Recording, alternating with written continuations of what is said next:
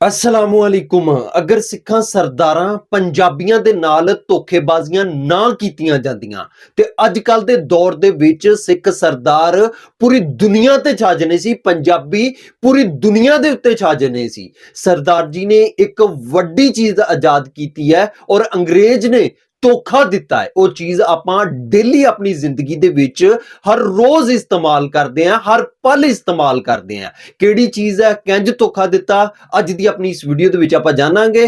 Video शुरू करते हैं ते वीडियो शुरू करन तो पहला एक छोटी जी बेनती है कि जेडे वीर इस चैनल ते नवे ने काइंडली चैनल नूं सबसक्राइब कर लन और बेल आइकन दे बटन नूं प्रेस कर देन। वीडियो शुरू करते हैं, गो। डॉक्टर नरेंद्र सिंह कपानी एक ऐसे भारतीय वैज्ञानिक जिनकी आंखों के सामने उनके बनाए इन्वेंशन के लिए किसी और शख्स को नोबेल प्राइज दे दिया गया और वो बस देखते ही रह गए। ये वो शख्स थे जिन्होंने फाइबर ऑप्टिक्स की इन्वेंशन करके हमारे लिए इंटरनेट, टेलीविजन और टेलीफोन जैसी सुविधाओं की नींव रखी। पर फिर भी अगर आज हम गूगल पर सर्च करते हैं who is the father of fibre optics, तो सबसे ऊपर डॉक्टर कपानी का नहीं बल्कि चार्ल्स कुएन काउ का नाम आता है। यानी एक ऐसे इंसान का जो फाइबर ऑप्टिक्स की रेस में उतरा ही काफी लेट था। उसके विपरीत डॉक्टर कपानी ने तो फाइबर ऑप्टिक्स की शुरुआत अपने स्कूल से ही कर दी थी। दरअसल डॉक्टर कपानी जब छोटे थे तब एक दिन स्कूल में साइंस के लेक्चर में उनके टीचर ने यह पढ़ाया कि लाइट हमेशा सीधा ट्रैवल करती है। अब इस पर डॉक्टर कपानी ने एक इंटरेस्टिंग क्वेश्चन पूछ लिया कि सर ऐसा क्यों? और पता है टीचर ने उनके साथ क्या किया? एक छोटे से बच्चे के जेन्युइन सवाल का सीधा सीधा जवाब देने के बजाय उन्होंने बड़े एरोगेंटली नरेंद्र को सभी स्टूडेंट्स के सामने पहले तो जलील किया और फिर उसका मजाक उड़ाते हुए कहा कि एक काम कर, आगे तू उसे बेंड करके दिखा दियो, अभी जा बैठ जा। अब टीचर के ऐसे बर्ताव से डॉक्टर कपानी उस वक्त बैठ तो गए क्योंकि आखिर करते भी तो क्या। पर उस दिन उन्होंने ये ठान लिया कि बस इस इंसान ने सबके सामने मुझे जलील किया है, अब तो मैं लाइट को बेंड करके दिखाऊंगा। और फिर क्या था, इसी पल से शुरुआत हुई फाइबर ऑप्टिक के पहले अध्याय की। अपने इस पहले अध्याय में अपने चैलेंज को पूरा करने के लिए पहले तो उन्होंने आगरा यूनिवर्सिटी में बीएससी की डिग्री ली और उसके बाद फिर कुछ सालों के लिए देहरादून में स्थित Indian ordnance factory services IOFS में जॉब पर लग गए। और ये बाय द वे बात हो रही है भारत के इंडिपेंडेंस के जस्ट कुछ साल पहले की, जब उनका मानना था कि ये IOFS इंडियन मिलिट्री के लिए बाइनोकुलर्स वगैरह जैसी कई अनगिनत ऑप्टिकल इंस्ट्रूमेंट्स बनाती है। सो यहाँ पर अगर कुछ समय काम कर लिया तो लाइट से संबंधित एक अलग ही पर्सपेक्टिव भी मिल जाएगा, प्लस मैं अपने अल्टीमेट गोल की दिशा में अपने अगले कदम के नजदीक भी पहुंच जाऊंगा, वो कदम जिसमें उन्हें हायर स्टडीज के लिए इंग्लैंड जाना था। लेकिन यही करते वक्त उन्होंने एक इंपॉर्टेंट चीज को ऑब्जर्व किया। देखो, उनका मानना यह था कि भारत अभी आजाद हो रहा है और ऐसे में हमें अपने देश के लिए अपनी खुद की एक स्ट्रॉन्ग मिलिट्री चाहिए होगी। पर एक मिलिट्री स्ट्रॉन्ग कैसे होगी अगर वो आपस में तेजी से कम्युनिकेट ही नहीं कर पाए तो। सो देखता हूँ कि क्या उसे मैं कम्युनिकेशन टेक्नोलॉजी के लिए इस्तेमाल कर सकता हूँ या नहीं। इससे मैं मिलिट्री के भी काम आ जाऊंगा और मेरा जो ओरिजिनल गोल था लाइट के बेंडिंग नेचर को प्रूव करने का, वो भी पूरा हो जाएगा। और इसी दौरान उन्होंने ये देखा था कि उस वक्त सिर्फ इंग्लैंड ही वो देश था जहां पर इंडियन मिलिट्री को टॉप नॉच बनाने के लिए लगने वाली एटलीस्ट 2 सुविधाएं मौजूद थी। पहली, हाई टेक इंस्ट्रूमेंट्स बनाने की मैन्युफैक्चरिंग कैपेबिलिटीज जिससे कि आइडियाज को रियलिटी में उतारा जा सके, और दूसरा कम्युनिकेशन टेक्नोलॉजी से जुड़े औजार जिससे लाइट से कम्युनिकेशन के अपने रफ आइडिया का कुछ सरपाव निकल सके। अब आई नो आप लोग सोचोगे कि आखिर इंग्लैंड ही क्यों, क्योंकि उससे बेहतर टेक्नोलॉजी तो 40s के दशक में यूएस के पास थी। ये बस इंग्लैंड के विरुद्ध हमारा प्रेजुडिस बोल रहा है। असल में हाईटेक इंस्ट्रूमेंट्स और कम्युनिकेशन टेक्निक्स इंग्लैंड ने 8th सेंचुरी में ही इन्वेंट कर लिया था। और 8th सेंचुरी में जब वाइकिंग्स इंग्लैंड पर अटैक किया करते थे तब वाइकिंग्स के आने का मैसेज समुद्री तट से कैपिटल तक पहुंचाने के लिए इंग्लैंड का राज्य एक सिंगल मैसेंजर के बजाय मैसेजेस को मल्टीपल मैसेंजर्स के हाथों रिले किया करता था। इससे मैसेजेस बहुत ही जल्द कैपिटल तक पहुंचते थे और धीरे धीरे सारी कंट्रीज ने इस टेक्निक को अडॉप्ट कर लिया क्योंकि ये इतना इफेक्टिव था। फिर 17th सेंचुरी में फ्रांस आए, उसने एक नई टेक्निक इन्वेंट की by the name of semaphore technique, जिसमें एक टावर पर चढ़कर एक बंदा फ्लैग या मशाल को पकड़कर कुछ इस तरह के सिंबल्स बनाता था और फिर वो सिंबल्स अलग अलग अल्फाबेट्स और मैसेजेस को रिप्रेजेंट करते थे। यानी अब इससे घंटों की जगह पर मिनटों में मैसेज लंबी दूरी तय करने लग गया। लेकिन इस टेक्निक में एक ड्रॉबैक था, इन मैसेजेस को दुश्मन भी देख सकते थे और इसीलिए इसके सोल्यूशन के लिए एक एन्क्रिप्टेड मैसेजिंग टेक्नोलॉजी की जरूरत थी। और फिर क्या था, 19th सेंचुरी में इंग्लैंड ने कम्युनिकेशन के लिए टेलीग्राफ बना लिया और उसके बाद कुछ ही सालों में टेलीफोन भी, जिसमें जिसमें प्रेसिजन और सीक्रेसी दोनों इंटैक्ट रह पाए। पर आखिर कब तक?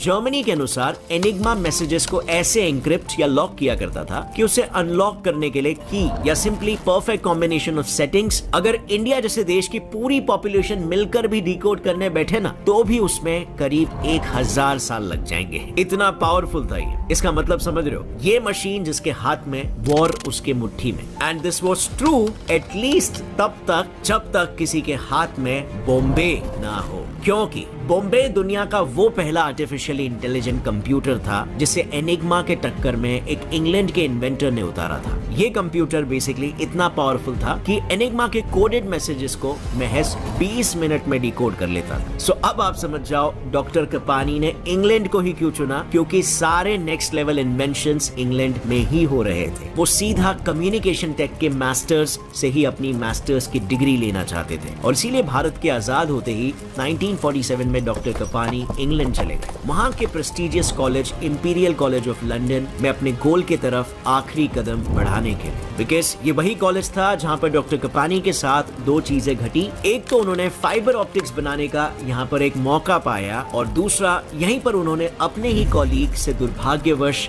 धोखा खाया। दरअसल इंग्लैंड में डॉक्टर कपानी की मुलाकात British scientist slash inventor Harold Hopkins से हुई थी, जो उन दिनों अपनी थियरी ऑफ एबरेशन के लिए मशहूर थे। अब जिन्हें नहीं पता ये एबरेशन क्या होता है, तो बस इतना समझ लो कि एबरेशन मतलब वो फिनोमेनन जिसमें लेंसेज और मिरर की मदद से बनी इमेज क्लियर और शार्प बनने के बजाय कुछ ऐसी डिस्टॉर्टेड सी बनती है। नाउ ये एक बहुत ही बड़ी प्रॉब्लम थी, क्योंकि डॉक्टर कपानी ने देखा कि इंटरनल ऑर्गन्स को देखने के लिए इंग्लैंड में जो रॉड लेंस से बना एंडोस्कोप यूज हुआ करता था, वो भी सेम इसी वजह से लो इमेज क्वालिटी देता था और प्लस फ्लेक्सिबल ना होने की वजह से बिना मशक्कत किए बॉडी के अंदर भी नहीं घुसता था। सो एंडोस्कोप की इन्हीं प्रॉब्लम्स को सॉल्व करने के लिए डॉक्टर कपानी को एक रेवोल्यूशनरी आइडिया आया और उन्होंने हैरोल्ड हॉपकिंस की थियरी ऑफ एबरेशन को एंडोस्कोप के साथ मर्ज करके आज के प्रेजेंट डे ऑप्टिक फाइबर्स बना दिए। अब जरा इसे डिटेल में पर आसान भाषा में समझते हैं कि मैं क्या कह रहा हूं। जरा इस इमेज को देखो। यहाँ पर इंसिडेंट लाइट टॉर्टोइस से टकराकर वापस पानी में लौट रही है, जिससे पानी की ऊपरी सतह मिरर की तरह बिहेव कर रही है। इसे हम टोटल इंटरनल रिफ्लेक्शन कहते हैं, जिस पर बारीक ट्रांसपेरेंट ट्यूब से बने ऑप्टिकल फाइबर्स बेस्ड होते हैं। इसमें बेसिकली होता यह है कि लाइट अगर एक सर्टेन एंगल से किसी ट्रांसपेरेंट सरफेस को हिट करती है, तो वो कुछ इस तरह अंदर ही अंदर रिफ्लेक्ट होती है और दूर तक ट्रैवल करती है। Simple, right? Well, not exactly. एक प्रॉब्लम है यहाँ पर। TIR के लिए इंसिडेंट लाइट रे का एंगल एक क्रिटिकल एंगल से ज्यादा चाहिए होता है, बिकॉज क्रिटिकल एंगल नॉर्मल और इंसिडेंट रे के बीच का वो एंगल होता है जिसके लिए रिफ्रैक्टेड लाइट 90 डिग्रीज का एंगल बनाती है। अगर ऐसा नहीं किया तो रिफ्रैक्शन की वजह से हर टकराव पे कुछ लाइट ऑप्टिकल फाइबर के बाहर लीक हो जाएगी और लाइट में एनकोडेड इंफॉर्मेशन दूसरे एंड तक पहुंचेगी ही नहीं। प्लस अगर एक ही लाइट रे में इतनी प्रॉब्लम है तो मल्टीपल रेस कैसे भेजेंगे? और बस यहीं पर डॉक्टर कपानी ने एंट्री मारी। देखो, आपके 12 मेगापिक्सल के कैमरे में 12 मिलियन टाइनी RGB सेंसर्स पूरे सीनरी के कलर डिटेल्स को कैप्चर करते हैं। अब ऐसे में सपोज अगर आपके कैमरा के सारे RGB सेंसर्स एक सिंगल बड़े RGB सेंसर में कंबाइंड होते तो आपको ये इमेज कुछ ऐसी दिखाई देती। पर बिकॉज आपके कैमरा में RGB सेंसर्स इतने ज्यादा होते हैं, वो इमेज पहले ऐसी और फिर ऐसी नजर आती है। यानी सिंपली पुट, ज्यादा सेंसर्स मतलब हायर रेजोल्यूशन। और बस फिर क्या था, डॉक्टर कपानी ने यही लॉजिक ऑप्टिक फाइबर्स में भी अपनाया। उन्होंने एक थिक केबल के बजाय ढेर सारे बालों जितने पतले ग्लास फाइबर्स लिए और उनका एक बंडल बनाया, जिससे उन्हें फ्लेक्सिबिलिटी के साथ साथ हायर रेजोल्यूशन भी मिला। फर्क बस इतना था कि अब जैसे ही ऑप्टिकल फाइबर्स का रेजोल्यूशन बढ़ा, डॉक्टर कपानी और हॉपकिंस के बीच होड़ भी लग गई कि उसका क्रेडिट कौन लेगा। एंड गेस व्हाट, क्रेडिट कोई तीसरा ही ले गया। दरअसल 1952 में डॉक्टर कपानी और हॉपकिंस ने ये सब एक जॉइंट रिसर्च के तहत किया था और साथ ही फाइबर ऑप्टिक्स ये टर्म दुनिया के सामने लाया था। लेकिन फिर प्रशंसा मिलते ही एक तरफ जहां पर हॉपकिंस को लगने लगा कि डॉक्टर कपानी का कंट्रीब्यूशन रिसर्च में बहुत ही कम था, थियरी तो सारी मेरी ही थी, तो वहीं पर दूसरी तरफ डॉक्टर कपानी का ये कहना था कि हॉपकिंस की थियरी किसी और के पल्ले ही नहीं पड़ती अगर मैं उसे प्रैक्टिकली ऑप्टिकल फाइबर बना के ना दिखाता। और इसी झगड़ा झगड़ी में दोनों ने अपने अपने रास्ते मोड़ लिए, दोनों की ग्रोथ स्लो हो गई और इसी के साथ तीसरा बंदा चार्ल्स कुवेन काओ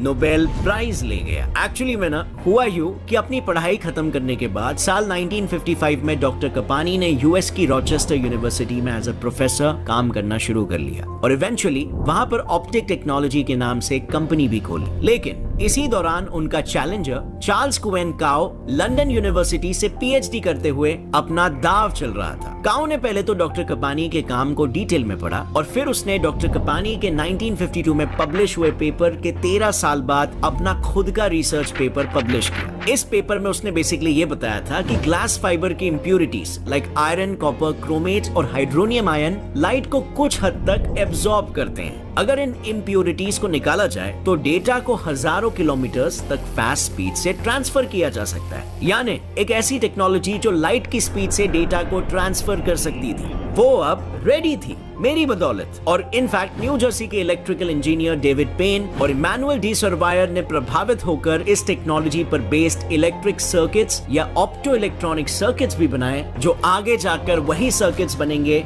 जिनसे आज हम हाई स्पीड इंटरनेट चलाएंगे।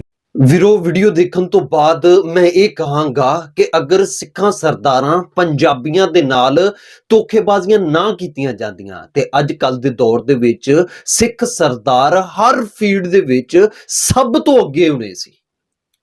ਦੇਖੋ ਜੀ, ਆਈਫੋਨ ਬਣਾਉਣ ਦੇ ਵਿੱਚ ਵੀ ਇੱਕ ਸਿੱਖ ਸਰਦਾਰ ਦਾ ਬਹੁਤ ਹੀ ਅਹਿਮ ਕਿਰਦਾਰ ਹੈ, बहुत ही अहम किरदार है, लेकिन उस सिख सरदार दा नाम जिहड़ा अज तक सामने ही नहीं आया सही तरीके दे नाल। हुण देख लो, फाइबर नेट जिहड़ा वो एक सिख सरदार दी इनोवेशन है, लेकिन उस सिख सरदार दे बारे कोई भी नहीं जानता। मैं ते अज पहली बार सुनिया और सुन के हैरान हो गया। यानी कि आप कोई भी वड्डी इजाद जिहड़ी है उठा के देख लो, ਉਹਦੇ ਪਿੱਛੇ ਕਿਤੇ ਨਾ ਕਿਤੇ ਕੋਈ ਨਾ ਕੋਈ ਪੰਜਾਬੀ ਜਿਹੜਾ ਹੈ ਉਹ ਜ਼ਰੂਰ ਹੋਵੇਗਾ, ਲੇਕਿਨ ਉਸ ਪੰਜਾਬੀ ਦਾ ਨਾਮ ਜਿਹੜਾ ਹੈ ਉਹ ਦੱਬ ਦਿੱਤਾ ਗਿਆ ਹੈ। कोई जंग उठा के देख लो, कोई मैदान देख लो, कोई इनोवेशन देख लो, ਉਹਦੇ ਪਿੱਛੇ ਪੰਜਾਬੀਆਂ ਦੀ ਹਿਸਟਰੀ, ਇਤਿਹਾਸ ਜਿਹੜਾ ਹੈ ਉਹ ਜ਼ਰੂਰ ਦੇਖਣ ਨੂੰ ਮਿਲਦਾ, ਉਹ ਵੀ ਛੁਪਿਆ ਹੋਇਆ। लेकिन इस मॉडर्न दौर दे विच वो जिहड़ा छुपिया होया सच है, वो छुपिया होया सिखां दा इतिहास जिहड़ा है वो सामने आ रहा है। जिस तरह के इस सरदार जी का इतिहास सामने आया है कि फाइबर जिहड़ी है वो बनाउण वास्ते एक सिख सरदार दा वड्डा हाथ है, उहनूं बनाउणा ही एक सिख सरदार ने शुरू कीता सी और नोबल प्राइज एक गोरा लै गया। मेहनत एक सिख सरदार ने की और नोबल प्राइज गोरा रह गया। अगर आपां देखी ना ते हर फील्ड दे विच इंडिया दी आजादी दे विच, मैं कहना कि वर्ल्ड वार 1 दे विच, वर्ल्ड वार 2 दे विच सिखां सरदारां दी वड्डी कुर्बानी, लेकिन इनाम जिहड़ा कोई होर लै गया, उस इनाम दे उत्ते कोई होर बैठा होया है। बाकी एक गल है कि सिख सरदार पंजाबी इन्नियां ना इंसाफियां तो बावजूद अजकल दे दौर दे विच बहुत चढ़दी कला दे विच जांदे ने। बाकी वीडियो देख के दिली दुख होया, तकलीफ हुई है। बाकी वीडियो देख के आप जी दा की कहना, आप जी दी की राय है, आप जी ने मैनूं कमेंट दे विच लाजमी दसना है। ते इह सी मेरी अज दी वीडियो, मिलदे आं आपां नैक्सट वीडियो दे विच। उदों तक मैनूं दिओ इजाजत, रब राखा।